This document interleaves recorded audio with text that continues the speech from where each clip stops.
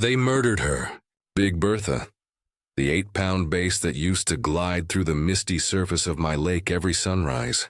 For 3 years she'd greet me by the dock, smart enough to know my footsteps meant breakfast. I'd talk to her like an old friend, the kind who never judges, just ripples the water in reply. This morning she floated belly up among hundreds of others. The air stank of death and chemicals, copper sulfate sharp enough to burn my nostrils, tangled with the sickly sweet smell of decay. The water shimmered a poisonous turquoise, the kind of color you see in antifreeze, not nature. My stomach turned as I lifted Bertha's limp, slimy body from the shallows. Her scales used to flash gold in the dawn. Now they looked dull, gray, lifeless. You're watching Tomato Tales, where true stories cut deep, and this one's about to dive darker than the lake that started it all. That's when I saw the invoice, $3,500 worth of industrial algaecide dumped overnight into what used to be the cleanest lake in Pine Ridge, North Carolina. Signed and approved by the Queen of Misery herself, Vivian Blackwater, my HOA president and personal nemesis. She thought she was saving her subdivision's aesthetic standards. What she really did was unleash chemical warfare. The worst part? Her fancy gated community drinks from the same underground spring that feeds my lake. Every faucet, every ice cube, every drop, that's when it hit me. She hadn't just killed my fish. She'd poisoned her entire neighborhood, and she didn't even know it yet. Ever had a neighbor who thinks your property is theirs to control? The kind who acts like your peace of mind is a violation of their HOA handbook? Yeah, that's my life now. My name's Marcus Reed, 52 years old, retired electrician turned solar panel installer, born and raised right here on this land. 12 acres, passed down through 3 generations, all wrapped around this spring-fed lake. My grandfather built this dock with his own hands back in '52. Every morning, I still walk that gravel path he laid, boots crunching on stones polished smooth by time.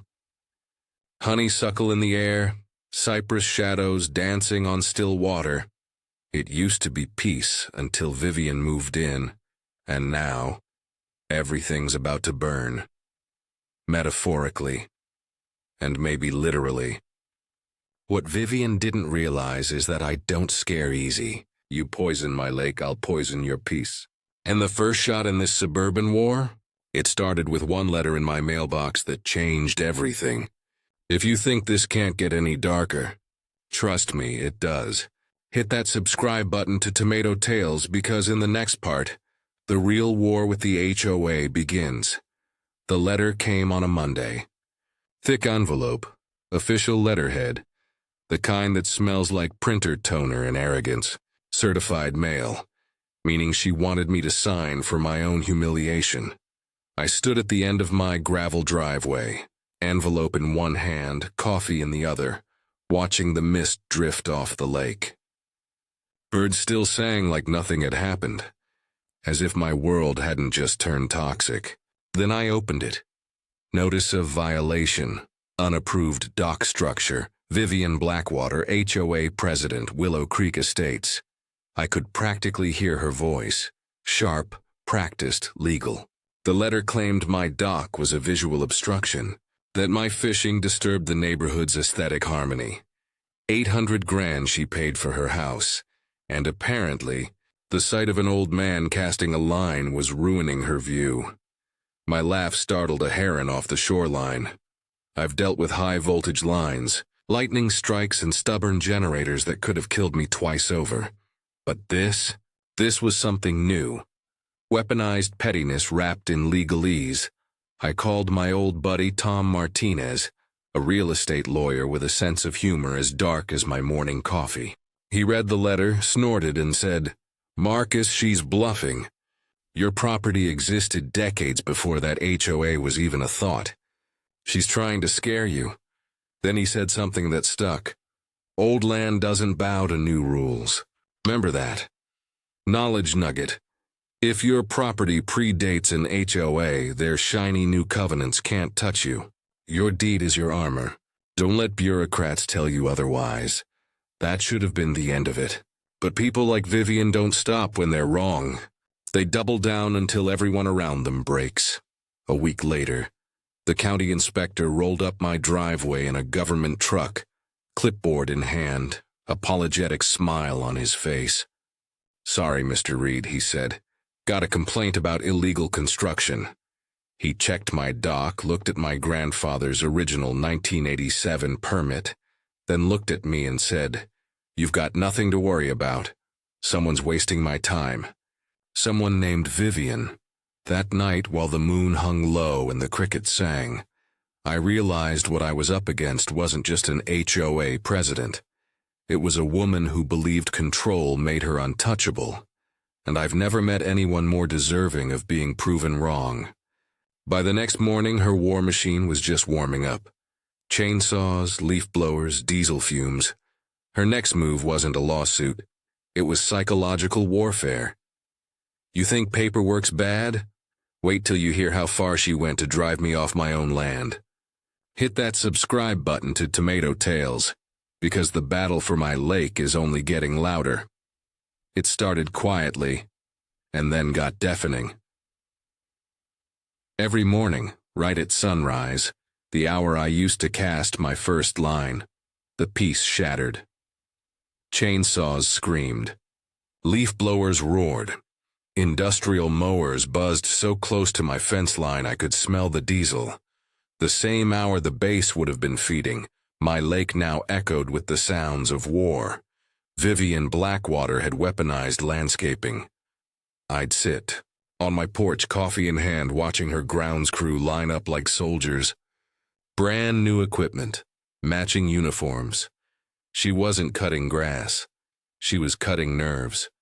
The air reeked of gasoline and honeysuckle, a nauseating mix that made me miss the sweet silence of my mornings.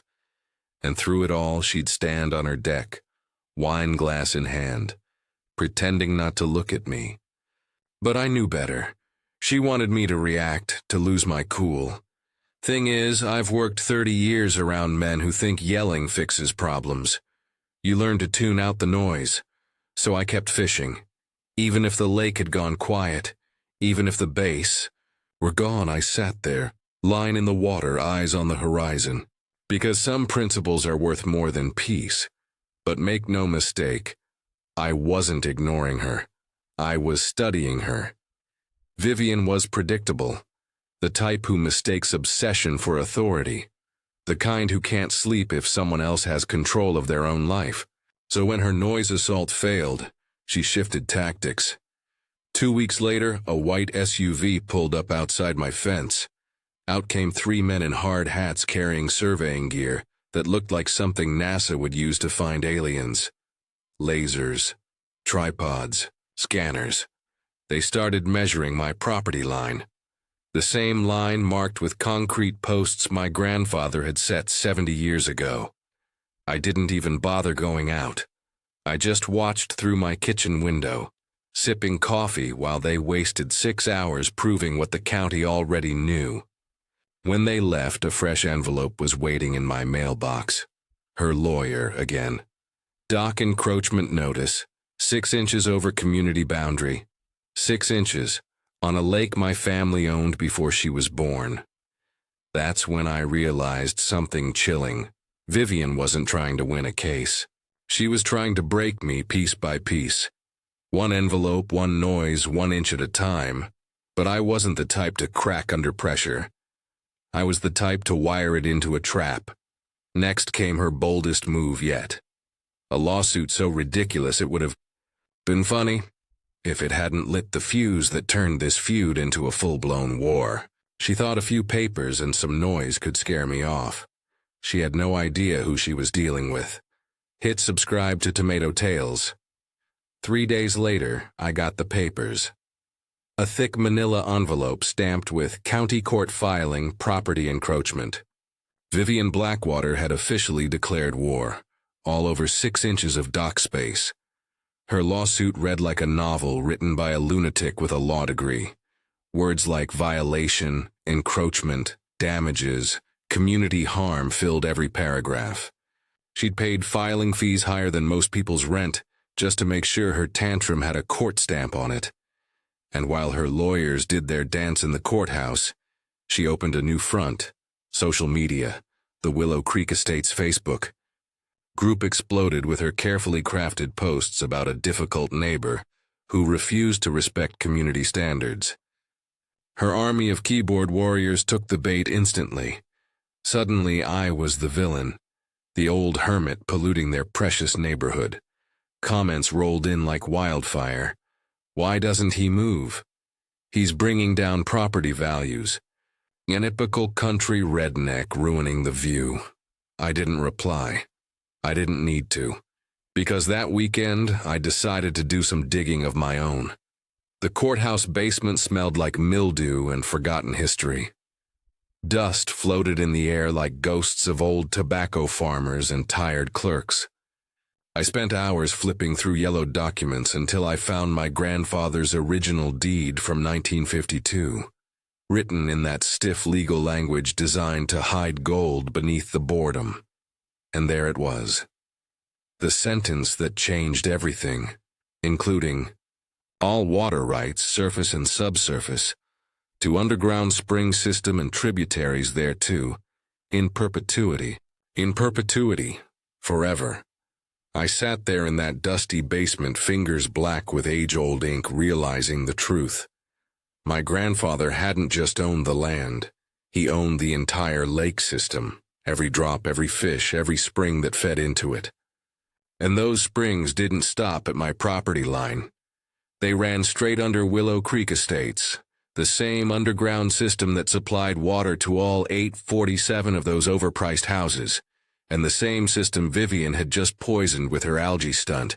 For years they'd been drinking my water, and now, thanks to Vivian's arrogance, they were drinking poison too. I didn't just have a defense anymore. I had a nuclear weapon disguised as a deed. Vivian thought she was untouchable. But when I showed that deed to my lawyer, he nearly spilled his coffee laughing. Because the moment we filed the countersuit, her perfect suburban empire started to crack. The revenge was just beginning, and the fallout was about to make headlines. Hit subscribe to Tomato Tales will show you how one document turned a neighborhood queen into a ticking time bomb. Tom nearly choked on his coffee when I showed him the deed. "Marcus," he said, grinning like a man who just found buried treasure, "you don't have a defense, you've got a warhead."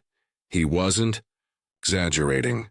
That piece of paper from 1952 didn't just prove ownership, it gave me exclusive rights to the lake and every underground spring that fed it. Meaning, Vivian hadn't just harassed me, she'd polluted my property and the water that ran under every house in her gated kingdom.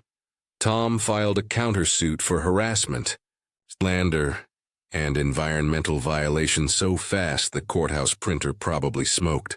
We attached the original deed, every letter she'd sent, every inspection report that came back clean, the legal equivalent of loading a shotgun and cocking it loud enough for the whole neighborhood to hear. But karma has a sense of timing. Vivian was hosting one of her high society backyard dinners. The night the sheriff showed up, you know the type. String lights draped over white linen tables, jazz playing just soft enough to make people pretend they're classy. The air smelled like money, perfume, and overpriced salmon. Dozens of HOA members stood around sipping wine and complaining about property taxes, while Vivian gave her speech about preserving neighborhood integrity. Her designer dress shimmered under the golden light. Her voice carried across the manicured lawn like a sermon. Then, right on cue, the back gate creaked open. Sheriff's deputy, broad-shouldered, uniform crisp. He walked straight across her lawn like he owned it, ignoring the confused whispers. "Ma'am," he said, voice echoing through the night, "I need to serve you with some legal documents." You could have heard a wine glass hit the grass. Vivian's perfect smile froze. The chatter died.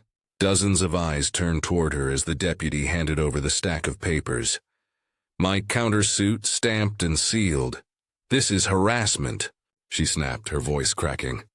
That redneck is trying to intimidate me with frivolous lawsuits. Her hands shook. The mask she wore, calm, powerful, flawless, slipped clean off. Guests started shuffling away, pretending they suddenly remembered appointments. Funny how fast loyalty evaporates when someone starts screaming about rednecks at a catered party. I wasn't there to see it in person, but I didn't have to be. Word spread faster than gasoline on water. By the next morning, the entire subdivision knew that their queen bee had just been served. And that wasn't the end, because the next card she played would make me realize just how dangerous a desperate woman can be. The morning after her humiliation, I found a note tucked under my windshield wiper, a warning written in shaky handwriting. But that little piece of paper wasn't just a threat. It was a declaration of war. If you think Vivian's done fighting, think again. The next move drags in the government, the EPA, and a web of lies thick enough to choke the whole town. Subscribe to Tomato Tales because the real storm hits. The note showed up the morning after the dinner party disaster, tucked beneath my windshield wiper, written in tidy, looping cursive. Stop fishing or face the consequences.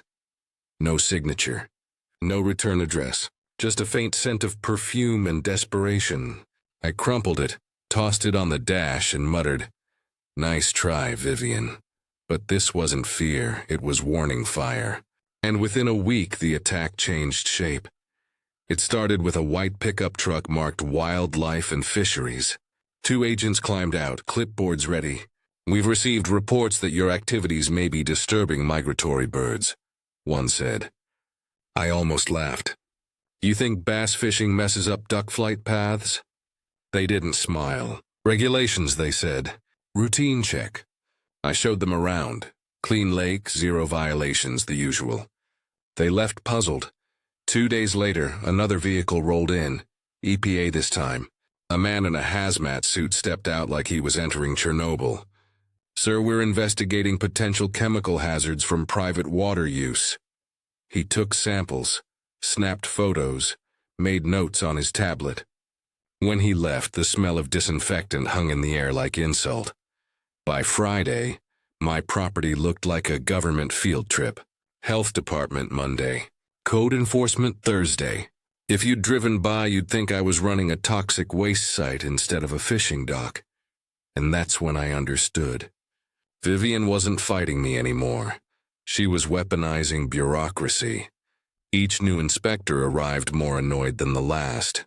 One of them, a retired clerk named Dolores Martinez, lingered longer than she had to. She sipped coffee on my porch, looked over the paperwork, and sighed. "Marcus, these complaints? They're nonsense. But you know what's funny?" She leaned in, voice low. "This whole subdivision? It's built on protected wetlands. Developer got his permits only by promising to preserve every natural water feature. Forever." Her words hit like thunder. "Knowledge. Dug it? Most large developments carry environmental preservation clauses. Violate them, and you don't just pay fines, you invite federal wrath." That weekend I started investigating. Early mornings, camera in hand, crouched behind the cypress trees while diesel fumes drifted across the lake. And what I caught on film made my blood run cold. Vivian's landscaping crew, her so-called beautification team, was dumping lawn waste, fertilizer sludge, and chemical runoff straight into the water. Every morning, every load, the splash echoed through the still air like a confession. I got photos, timestamps, GPS coordinates, and when I traced their company registration, I discovered the final twist of the knife. Pristine Landscaping LLC was owned 40% by Richard Blackwater, Vivian's husband. They weren't just harassing me anymore. They were committing environmental crimes in broad daylight. And I finally had the proof. Monday morning, I walked into the EPA office with a smile and a folder full of evidence. By Friday, her husband's contracts were collapsing, and Vivian's perfect world was beginning to rot from the inside out. You've seen pettiness turn to poison. Now watch power turn to panic. Subscribe to Tomato Tales, because the empire starts to crumble. By Wednesday, the EPA had their claws in Pristine Landscaping LLC. What started as a neighborhood feud was now a federal investigation. And the best part? I didn't lift a single shovel, just handed them the evidence. 3 days after I turned in those photos, the county canceled 3 of Richard Blackwater's municipal contracts. Turns out dumping waste into protected wetlands makes you an unpopular choice for maintaining city parks. Funny how justice sounds like the click of a closing file, but I was naive to think humiliation would slow Vivian down. For her, this wasn't about rules anymore. It was about control. And when control slips from people like her, they go nuclear. It happened on a Friday morning, the kind that smells like rain and old secrets. I found a business card tucked under my windshield wiper. Clearwater Solutions, a commercial algaecide company out of Raleigh. No note, no message. Just that logo staring back at me like a silent threat. Something about it felt wrong. Too specific, too deliberate. And a week later I found out just how wrong I was. I'd taken Sandra, my wife, to visit her sister in Charlotte for the weekend. When we came home Sunday evening, I smelled it before. I even saw it. That sharp metallic tang of copper sulfate strong enough to sting the back of my throat. The lake was dead. The water glowed a sickly, unnatural blue-green under the sunset, like melted antifreeze. Fish floated in clusters near the shore. Big Bertha's descendants, the smaller bass I'd been feeding, now lifeless silver streaks beneath the surface. The silence was deafening. No frogs, no birds, no ripples, just stillness and death.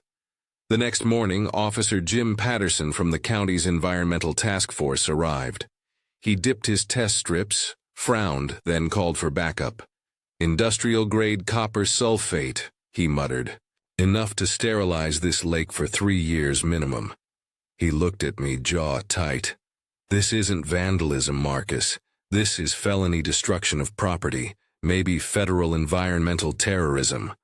Knowledge nugget. Dumping industrial chemicals into private waters isn't a prank. It's a crime punishable by years in federal prison. While Patterson set up the perimeter, Mrs. Henderson, my neighbor across the road, walked over, trembling. "I think you should see this," she said, showing me her doorbell footage.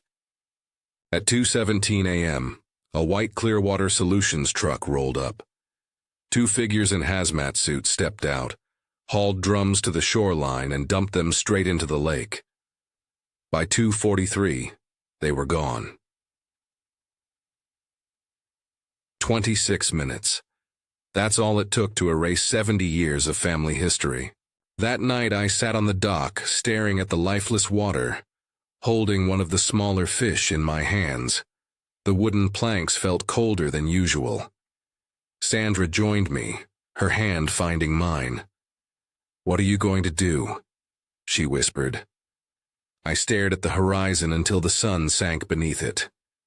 "Whatever it takes," I said. "She started this, I'll finish it."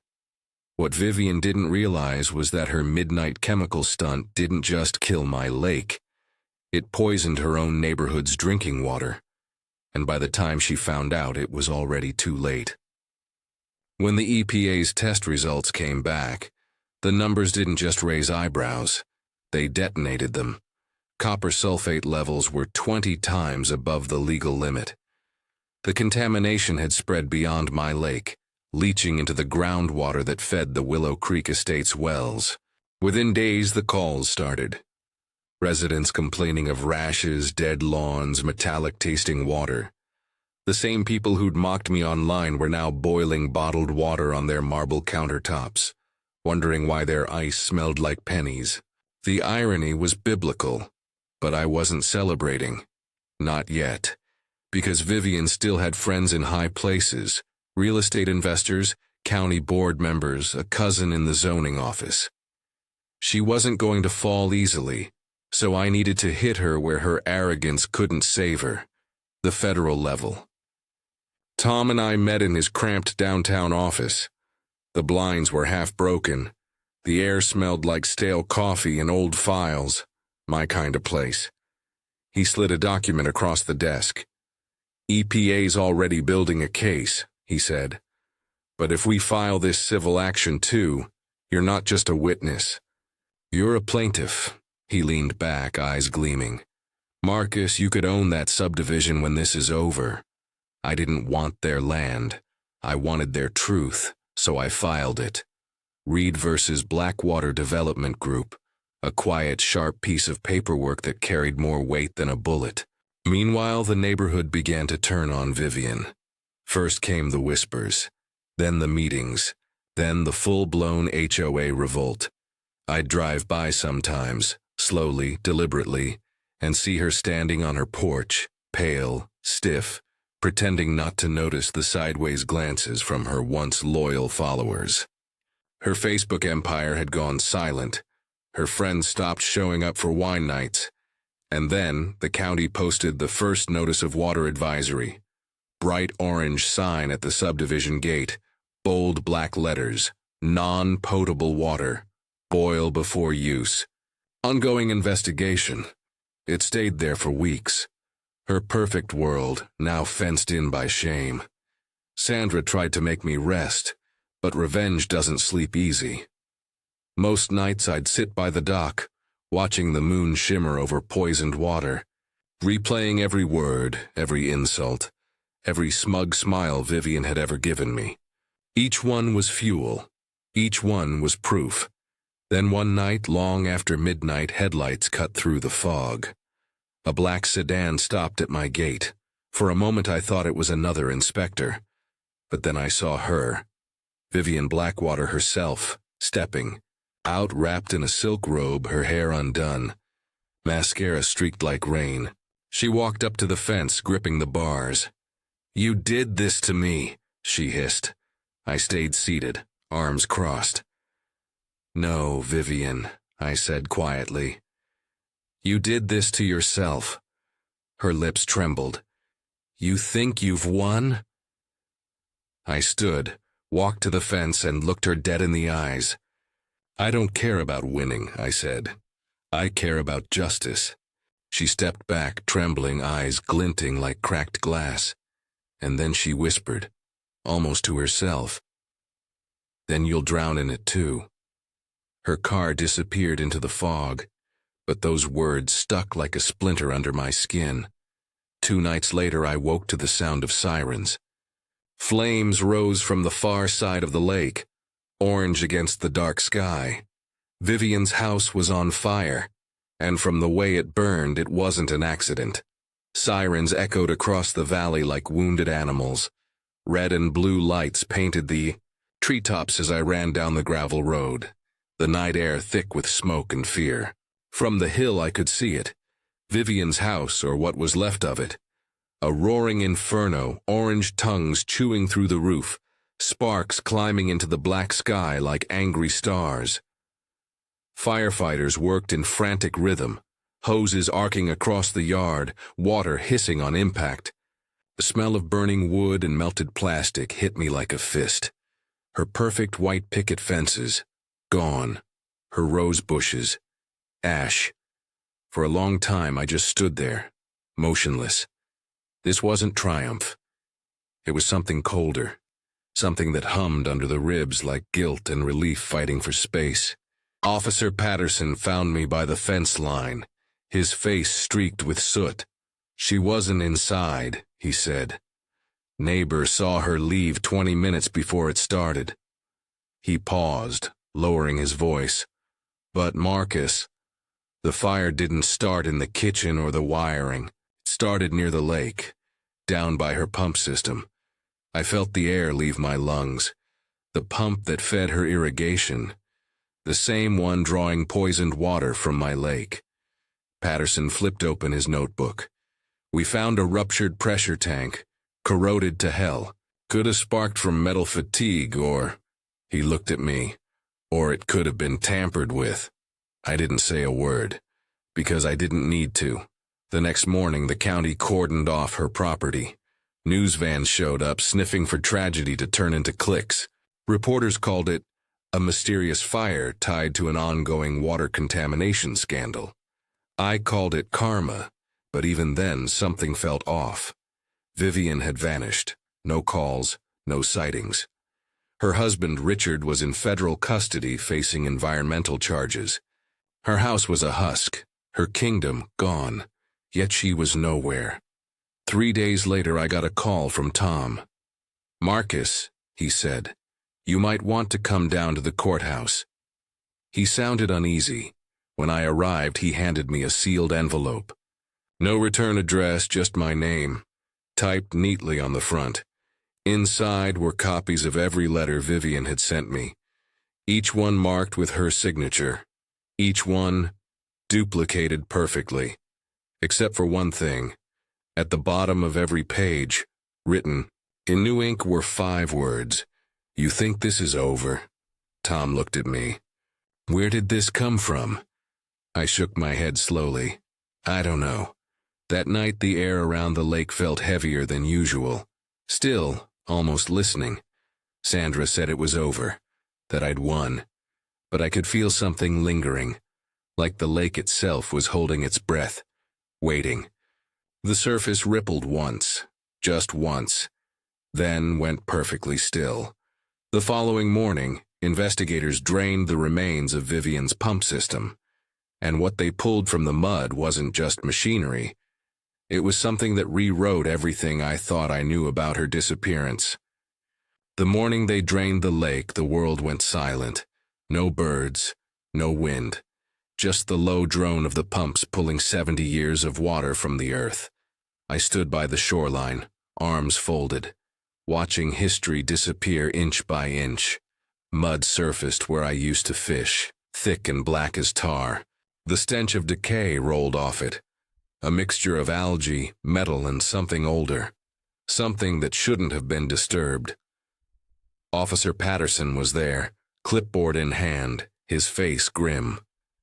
They were looking for the remains of Vivian's irrigation pump. Instead, they found bones. The excavator's claw lifted them gently, one fragment at a time, long, pale, unmistakably human. And when they pulled the rest from the muck, the evidence was undeniable. A body, female, still wearing a silver bracelet engraved with 2 letters, V. Vivian Blackwater had never left. She died the same night her house burned, not in the fire, but here, by the lake. The coroner later said she likely fell in after tampering with the pump system herself. The corroded tank had ruptured, flooding the trench with poisoned water before it exploded. The fire she meant to start had turned on her. Poetic justice, if you believe in that kind of thing. I wish I could say I felt peace, but standing there, watching her body pulled from my family's lake, I didn't feel victory. I felt hollow, because revenge doesn't fill the void, it just echoes inside it. Weeks passed. Reporters left. The county declared the contamination site officially under recovery. Richard Blackwater's trial went public, his empire crumbled, and Willow Creek Estates went up for auction. People stopped talking about it eventually. They always do. I rebuilt the dock myself, new boards, new railings, same path of gravel my grandfather once walked. Every morning I still come down here with my coffee. The lake's clearer now, cleaner. Life is slowly creeping back. A turtle here, a dragonfly there. But sometimes when the fog rolls in thick over the water, I swear I see her reflection. Standing just beyond the reeds, face pale, hair floating like river weed, staring back at me. Maybe it's guilt, maybe it's justice, maybe some debts never really get paid. I still talk to the water sometimes, like I used to talk to Big Bertha, and when the ripples answer, I always say the same thing, half warning, half confession. Don't start wars you can't finish. The surface settles, the fog swallows the horizon, and I sit there, listening to the lake breathe, because some stories don't end with peace. They end with silence. They say water remembers. And if that's true, then this lake remembers everything. The lies, the poison, the fire. Maybe one day it'll tell its own story.